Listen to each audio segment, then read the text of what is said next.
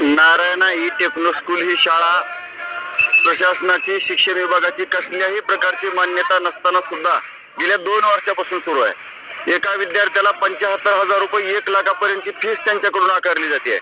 त्यांनी जवळपास 1000 ऍडमिशन त्यांच्याकडे झालेले आहेत आणि ही बाब आम्ही मनसेच्या वतीने ज्यावेळेस शिक्षण विभागाला शिक्षण अधिकाऱ्यांना निदर्शनास आणून दिली त्यावेळेस त्यांनी आम्हाला सांगितलं की आम्ही तिथे जाऊन त्यांच्यावर कारवाई करू आणि त्या पद्धतीने त्यांनी त्यांना पत्र पण दिलं होतं की तुम्ही ही तुमची बोगस शाळा आहे तुम्ही ही बंद करा आणि जे काही ऍडमिशन आहेत ते दुसऱ्या शाळेजवळच्या शाळेमध्ये स्थलांतरित करा आणि नवीन ऍडमिशन घेऊ नका।